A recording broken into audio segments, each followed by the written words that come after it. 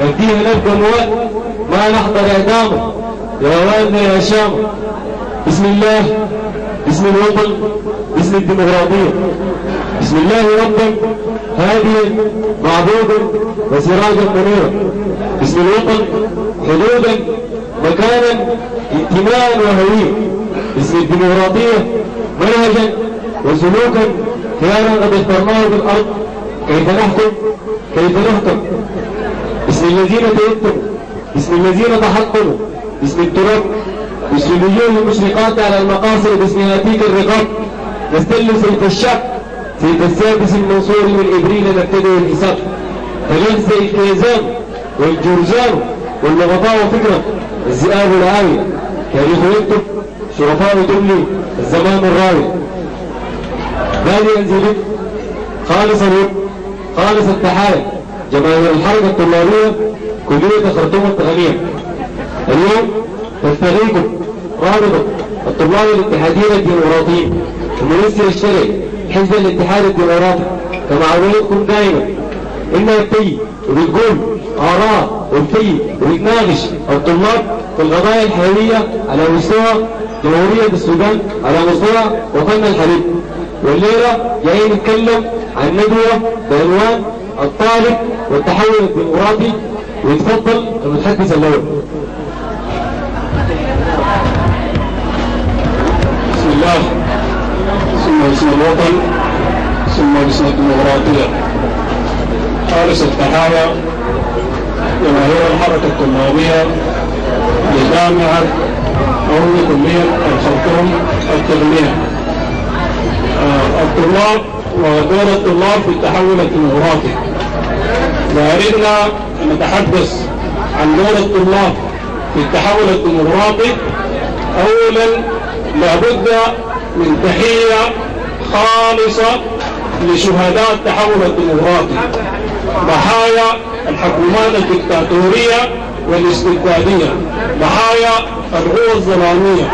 الشهيد الغرشي، الشهيد محمد عبد السلام، طارق بشير التايا، والشهيد مرغني نعمان سوميت وبقية العقد الفريد.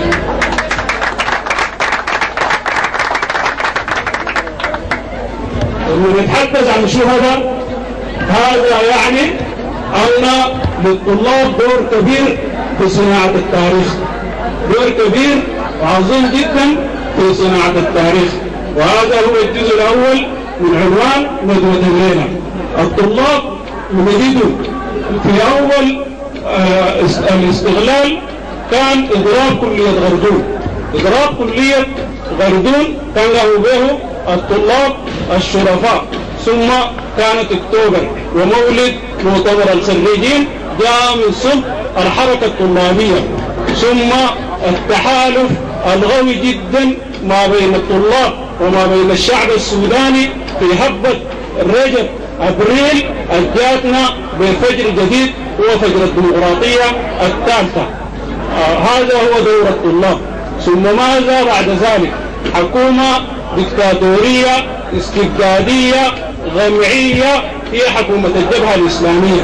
وللأمان والتاريخ عندما اندس الذين يطالبون بال14% الليلة، عندما اندست القيادات السياسية وعندما اختبوا في كهوفهم كان الطلاب يخرجون شاهرين صدورهم لرصاصات النظام.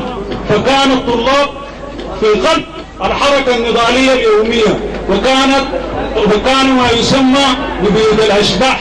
بيوت الأشباح دخلوا الطلاب الشرفاء، بيوت الأشباح وكل الأشكال الغمعية والعنيفة جدا والتشريد والتختيم والاحتغالات هي كانت من نصيب الطلاب. إذا التحول الديمقراطي اللي نتحدث عنه الليلة، التحول الديمقراطي إذا كان في تحول ديمقراطي حقيقي هو كان الشرارة اليوم الحركة الطلابية. الشرارة اليوم كانت الحركة الطلابية. وهذا تثبيت للتاريخ. لكن يظل سؤال وسؤال كبير جدا في الجزء الثاني من الندوة. التحول الديمقراطي ماذا نعني بالتحول الديمقراطي؟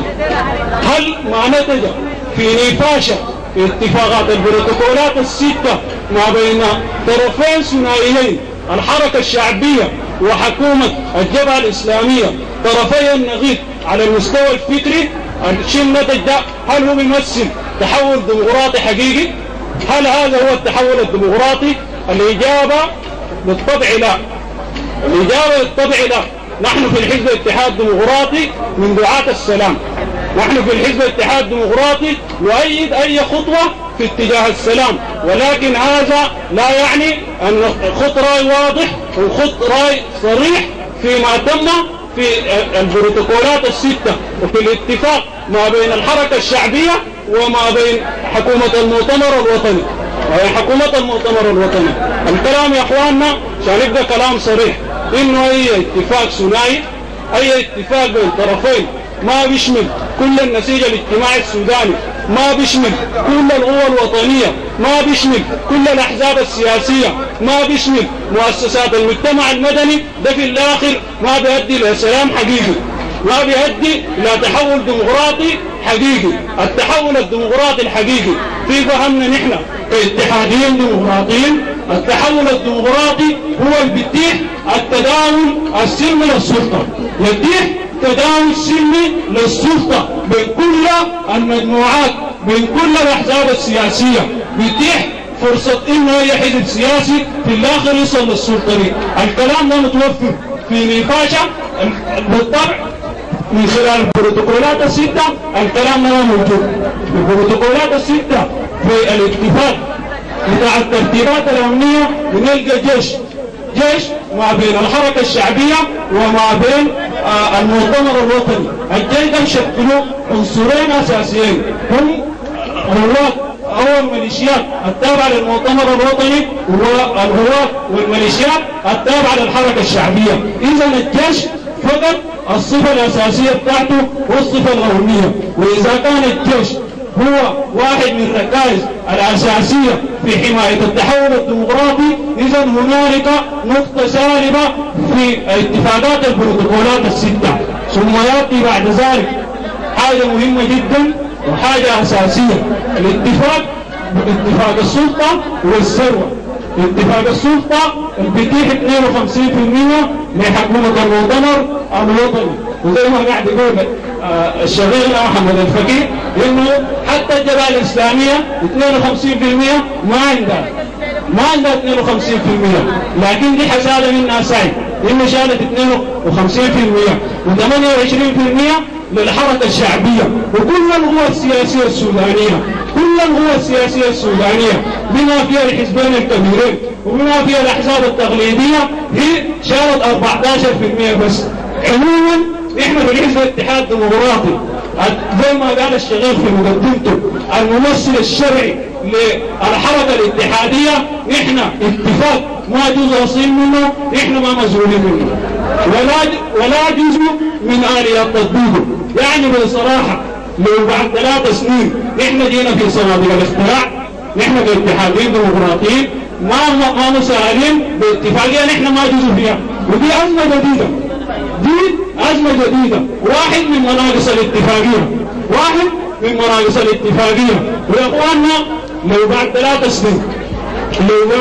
سنين إذا كان الاتفاق ده مرتبط بتنمية للجنوب، إنه الجنوب ده لو ما اتعمر ما حيكون في حكومة، نفرض إنه بعد 3 سنين ما حصل تعمير، بعد ذاك حتكون في فترة مفتوحة لتعمير الجنوب. إذا ما في سقف زمني محدد، ما في سقف زمني محدد لتحقيق الاتفاقية ذاتها. اتفاقية ناقصة ومنغوصة لا تؤدي إلى تحول ديمقراطي حقيقي. عشان كده يا أخواننا الحديث الطويل والحديث بعد يطرحوا عليه في الصحف عن التحول الديمقراطي يجب أن يتحرك دقة في هذا المصطلح. يجب أن يتحرر الناس الدقة، الإعلاميين والإعلام الداخلي والإعلام الخارجي. هل هذا يمثل تحول ديمقراطي حقيقي؟ أنا لا أعتقد ذلك، ولكن أعتقد أن تكون هناك سماح ديمقراطي، وفرق كبير ما بين السماح الديمقراطي وما بين التحول الديمقراطي. حيكون في حرية بتاع التعبير، حيكون في حرية بتاع الدعوة، حيكون في حرية بتاع الصحف، لكن الحرية دي محددة بالخطوط حمراء لا يمكن تجاوزها. الخطوط الحمراء دي اتفقت عليها الحركة الشعبية واتفق عليها المؤتمر الوطني وسط التدخلات الأجنبية وكان هنالك حسب رأينا في الحزب الاتحاد الديمقراطي ما يسمى بالأجندة الخفية. هنالك أجندة خفية في اتفاق الحركة واتفاق المؤتمر الوطني. الأجندة الخفية دي ما لم تبقى أجندة ظاهرة بعد ذاك ما في طريقة لتحقيق أو لتحالف أو لشكل بتاع حكومة تمثل كل الشعب السوداني في دواخله. إذن ليس هنالك تحول ديمقراطي حقيقي، وإنما سماح ديمقراطي لا يتيح التداول السلمي للسلطة في كل المجموعات الموجودة في السودان. عشان كده نحن قلنا رأينا واضح وصريح، وليعلم الأشقاء أن النضال سوف يبدأ. انتهت فترة طويلة والنضال الجديد هو نظام بتاع معارضة إيجابية نتجهز لها نحن كاتحاديين ديمقراطيين بشكل بتاع معارضة إيجابية تجيب في وش المؤتمر الوطني وتجيب في وش الحركة الشعبية وتسد الطريق أمام شمولية ثنائية غادمة. تسد الطريق أمام الشمولية الثنائية الغادمة ما بين الحركة الشعبية وما بين المؤتمر الوطني. إذن هذا هو خطنا في الفترة القادمة لتصحيح المسارات المختلة ولتحقيق تحول ديمقراطي حقيقي يتيح حرية الدعوة، يتيح حرية التعبير، يتيح فرصة للرأي والرأي الآخر. هذه مقتطفات كان لا بد من الحديث عنها قبل الولوج في دور الطلاب في التحول الديمقراطي في الفترة القادمة.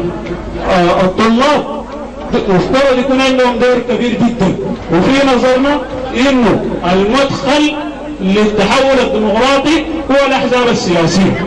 المدخل للتحول الديمقراطي هو الاحزاب السياسيه، لان التحول الديمقراطي اصلا الممارسه الديمقراطيه بتكون بين احزاب سياسيه وبتكون بين مؤسسات المجتمع المدني. يبقى السؤال المهم ما هو الشكل للأحزاب السياسية؟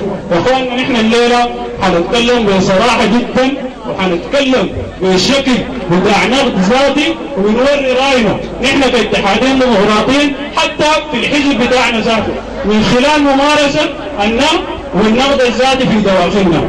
إذن ما هو دور الأحزاب السياسية في الفترة القادمة؟ الأحزاب السياسية يا اخواننا كلها أحزاب كسيحة وكلها أحزاب مغعدة وكلها أحزاب غير قادرة بالقيام بدورها في الفترة السياسية القادمة. أحزاب لا يرجى منها الكثير، نتكلم بصراحة ليس هنالك قيادة حقيقية في رئاسة الأحزاب السياسية، ليس هنالك ممارسة ديمقراطية حقيقية داخل الأحزاب السياسية، ليس هنالك شفافية فيما يختص بالارتباطات الخارجية، ليس هنالك شفافية فيما يختص بالدعم المالي للأحزاب السياسية. إذن أحزاب مثل هذه لا يمكن أن تساهم إسهام كبير في الفترة السياسية القادمة. يا أخواننا الدليل واضح جدا من خلال الشكل الثنائي التم في الآخر أبعدت كل الأحزاب السياسية، ما كان في تمثيل للأحزاب السياسية، اتفاق كان ثنائي تجاوز الأحزاب القديمة وتجاوز الأحزاب الكبيرة وتجاوز التجمع الوطني الديمقراطي ورئيس التجمع الوطني الديمقراطي الذي سوف نفرد له مساحة في هذه الندوة. رئيس التجمع الوطني الديمقراطي رئيس الحزب الاتحاد الديمقراطي السابق السيد محمد عثمان المرغني، هنتكلم عنه في الندوة دي باعتبار واحد من معوقات العمل السياسي في السودان. يبقى دي حال الأحزاب السياسية القديمة، أمراض مستعصية، أمراض طويلة، أمراض أقعدتها عن القيام بالدور التاريخي، أمراض جعلت كل طموحها كل طموحه لرئيس التجمع الوطني الديمقراطي انه يكون شريك خفي ولتكن الملاحظه والاستفهامات الكبيره. شريك خفي يعلن عن نفسه، شريك خفي يعلن عن نفسه انه الشريك الخفي في الاتفاق البروتوكولات. يا اخوانا الكلام ده ما جاء بالصدفه، لكن ضعف الاحزاب السياسيه، ونحن نعترف انه في الحزب الاتحاد الديمقراطي وفي حزب الامه ونيابه عن حزب الامه اذا قبل ابناء حزب الامه والانصار او لم يقبلوا انه الحزبين الكبيرين في اضعف حالاتهم في الفتره الفاتت، في اضعف حالاتهم. والكلام يا اخواننا كان نتيجه للامراض السياسيه القديمه، نتيجه لامراض الاحزاب القديمه والاحزاب السياسيه. اذا نظرنا لخارطه الاحزاب السياسيه نجد انه في احزاب على مستوى اليمين واحزاب على مستوى اليسار. احزاب على مستوى اليسار ممثله او اكبر ممثل لها للكتله اليساريه هو الحزب الشيوعي السوداني، واحزاب على مستوى اليمين اكبر ممثل لها هو الجبهه الاسلاميه الذي تحولت الى المؤتمر الوطني. اذا احزاب عقائديه في اليمين وفي اليسار، وهنالك حزب اخر في الوسط، وهنالك حزب لا يمكن ان تميزه ما بين الوسط وما بين اليمين هو حزب الامه. هذا هو حال الاحزاب السياسيه. فلناتي الى تفصيل هذه الاحزاب السياسيه الموجوده على مستوى اليسار بعد انهيار المنظومه الاشتراكيه وبعد انهيار الاتحاد السوفيتي وسقوط النموذج الماركسي وانهيار الفكره الاشتراكيه الماركسيه في الاتحاد السوفيتي. فقد الحزب الشيوعي السوداني آلية البقاء، والموجود يا اخواننا هو الحركه عن طريق الدفع الذاتي، حركه عن طريق الدفع الذاتي. لكن اكلينيكيا الحزب الشيوعي مات منذ سقوط الاتحاد السوفيتي. منذ سقوط الاتحاد السوفيتي انهار الحزب الشيوعي السوداني على مستوى اليمين. وقبل ما اتحرك لليمين هذا لا يعني انهيار اليسار. انهيار الحزب الشيوعي لا يعني انهيار اليسار، لان يا اخواننا اليسار ما زال يملك القدره او الرغبه في التغيير. عشان كده برزت حركات يساريه ديمقراطيه، حركات اليسار الديمقراطي، ودي نحن بنفتكرها حركه ايجابيه في مسار السياسه السودانيه. في الجانب الاخر على مستوى اليمين ونجد الجبهه الاسلاميه، والجبهه الاسلاميه بتمثل العقائديه الدينيه، وقاعد تمثل القوى الظلاميه، وقاعد تكون الممثل الشرعي لليمين في السودان. بتكون الممثل الشرعي لليمين في السودان بعد تقديم نموذج سيء للجبهه الاسلاميه في دكه او في دسه الحكم، وبعد خطوط برنامج الصحوه الاسلاميه على المستوى العالمي، وبعد انتباه كل العالم ممثل في مجتمعه الدولي الى اهميه محاربه الارهاب، ضعف اليمين، ضعف اليمين الديني وتصاغط ذاتيا. اذا كانت الجبهه الاسلاميه هي المرحله المتقدمه لليمين الديني، اذا كانت هي المرحله المتقدمه فلا حديث عن انصار السنه والاخوان المسلمين والتحرير وغيرها من الجماعات المتخلفه للحركه الاسلاميه. عشان كده احنا نعتبر انه حتى اليمين بالرغم من انهياره حتى اليمين كان ما بيتواكب مع متطلبات الشعب السوداني، وليس هنالك تناغم ما بين الدعوات الوافدة لليمين السياسي وما بين التركيبة الاجتماعية السودانية ذات الخصوصية الصوفية صاحبة المزاج المعتدل اللي قاعد ترفض التشدد. ما كان في تناغم، عشان كده اليمين الديني مستقبله انتهى في السودان. إذن انهار اليمين وانهار اليسار، ثم ماذا بعد ذلك؟ حزب الأمة والحزب الاتحادي الديمقراطي. يا اخواننا حزب الأمة والحزب الاتحادي الديمقراطي انا يمكن اتكلم عنهم بشكل مبسط.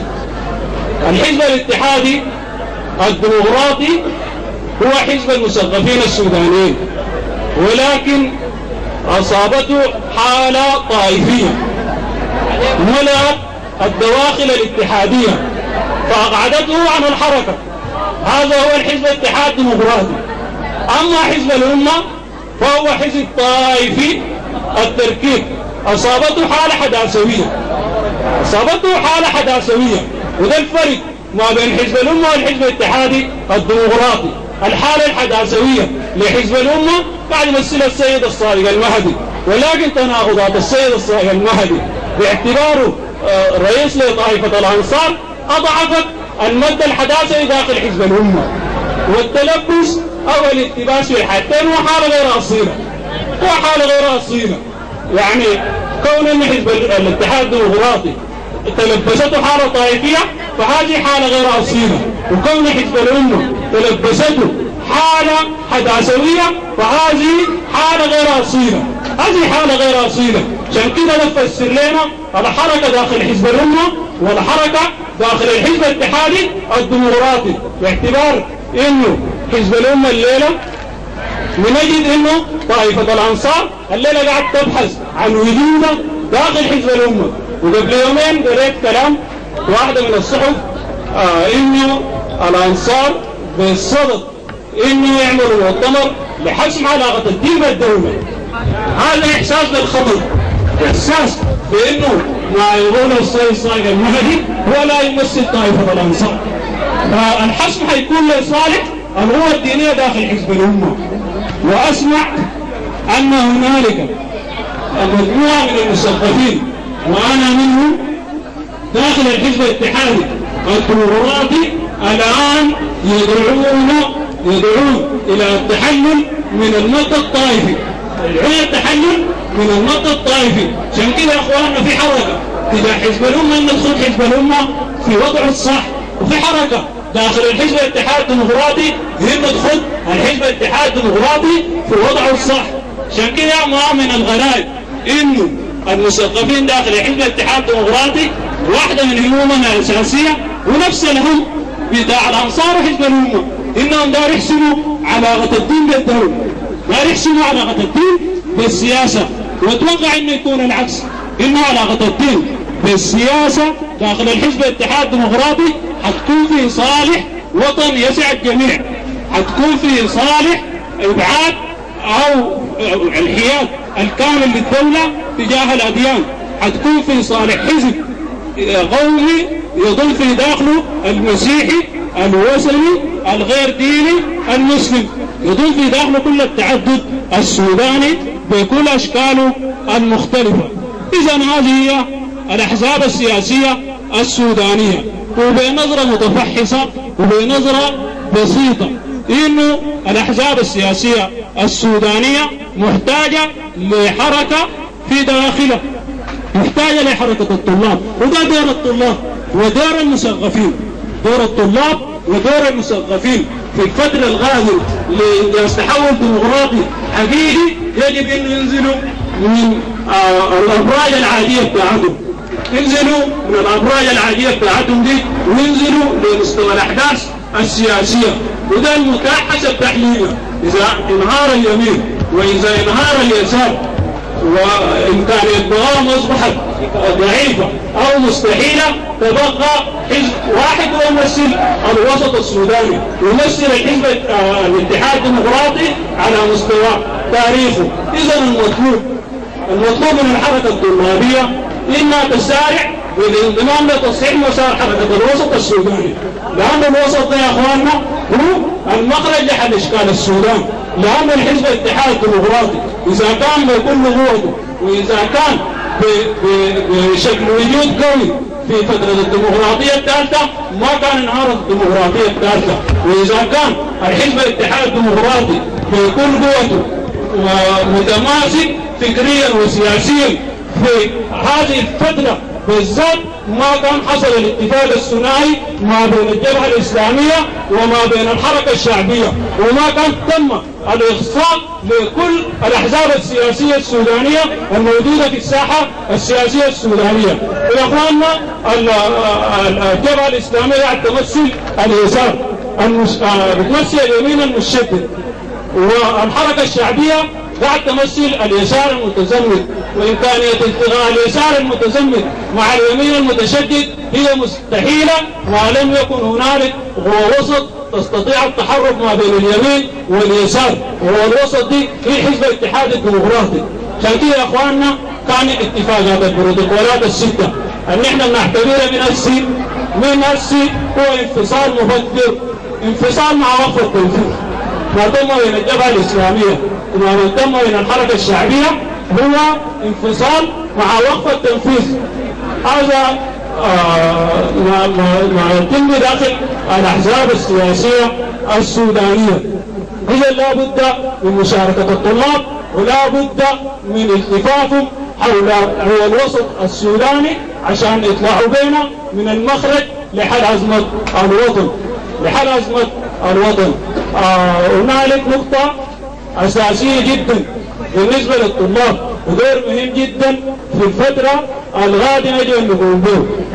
هذا الدور يتمثل في تفكيك بنية العقل السياسي القديم، تفكيك بنية العقل السياسي القديم. وأنا أتكلم عن تفكيك بنية العقل السياسي القديم، بنقول إنه في 4 محاور أساسية شكلت العقل السياسي القديم، 4 ميزات أساسية. أول هذه الميزات هي الشخصانية. الشخصانية أول هذه الميزات، واختزال الحزب السياسي في شخص واحد، اختزال كل الحزب السياسي في شخص واحد. نجد أن الحزب الاتحاد الديمقراطي اختزل في الفترة القادمة في شخصية السيد محمد عثمان المرغني. حزب الأمة اختزل في الفترة القادمة في شخصية السيد الصادق المهدي. حزب الشيوعي السوداني اختزل في الفترة القادمة في شخصية محمد إبراهيم نقد. الحركة الشعبية اختزلت في الفترة القادمة في العقيد أو في الفترة السابقة في شخصية العقيد جون درنجنبور. الحركة أو المؤتمر الشعبي اختزل في الفترة السابقة في شخصية الدكتور حسن الترابي. ويا اخواننا كل هذه الشخصيات في نظرنا هي بتمثل العقلية السياسية القديمة، والعقلية السياسية القديمة على مستوى اليمين وعلى مستوى اليسار غير قادرة على الإنتاج. والعقلية السياسية القديمة هي الأزمة بكل إشكالات هذا الوطن، والعقلية السياسية القديمة هي اللي وصلت بينا الوطن ده للنفق المظلم ده. إذا يا أخواننا لا بد من تصحيح المسارات المختلة. الشخصانية في الأحزاب السياسية يجب أن تنتهي. الحديث عن من يتكلمون في الصحف عن الحزب الاتحاد الديمقراطي وخاصة في الصحف الخارجية يقول لك حزب المرغني، حزب المرغني، وبجرد كلام نحن كلنا برا يعني الحزب هو حزب المرغني وليس حزب الاتحاد الديمقراطي. يتكلمون لك عن حزب الأمة يقول لك حزب المهدي، وكل الأنصار برا إنه الحزب في الآخر هو حزب المهدي وحزب الترابي وحزب قرن وحزب البشير. هذه شخصيات وشخصيات غير قادرة على الإنتاج، وشخصيات ساهمت في الفترة السابقة في أزمة الوطن. كيف يمكن اختزال كل هذا التعدد الموجود داخل هذه الأحزاب في شخصية واحدة هي شخصية يعني زي شخصية المرغني مثلا؟ هذا غير ممكن، وهذا في ظلم كبير على حركة المثقفين داخل الحزب الاتحاد الديمقراطي. إذن الشخصانية واحدة من مكونات العقلية السياسية القديمة.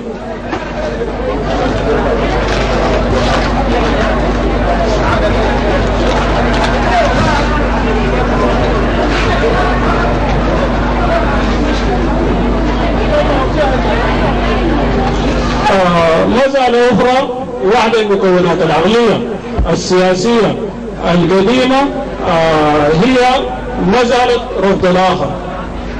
مسألة رفض الآخر يا أخواننا، مسألة رفض الآخر دي يعني قاعد تؤدي دائما للاعتداد بالذات، والاعتداد بالذات قاعد يؤدي لنقطة أخطر وهي رفض النقد الذاتي. رفض النقد الذاتي. عشان كده بنجد إنه القيادة السياسية في الأحزاب السياسية السودانية هي قاعد ترفض الآخر السياسي، قاعد ترفض الآخر الفكري، قاعد ترفض الآخر التنظيمي، قاعد ترفض الآخر الثقافي، باعتبار أنها هي الممثل الشرعي وهي الممثل الوحيد للحزب السياسي المعين. كان كده دي كانت أزمة كبيرة، وكانت نقطة خلاف داخل الأحزاب السياسية السودانية، ودي أدت لكل الانقسامات اللي توجد داخل الأحزاب السياسية السودانية.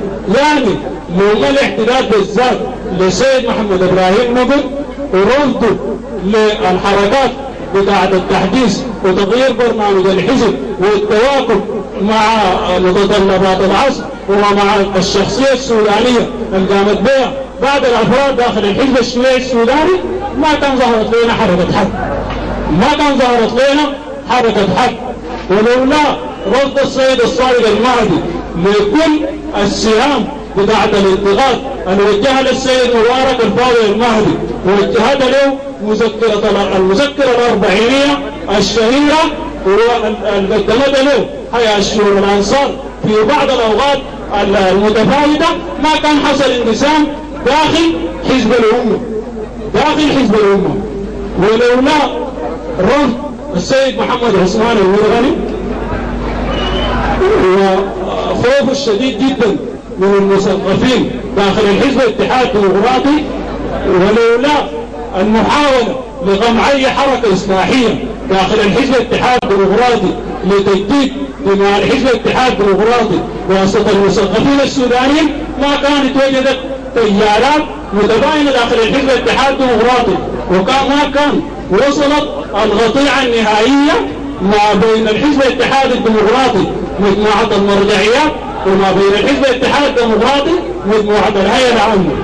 إذن يا أخواننا الناس ما يتكلموا عن الأمور ببساطة. الأمور هي في الآخر هي أمور فكرية، والأمور هي أمور نتاج تراكم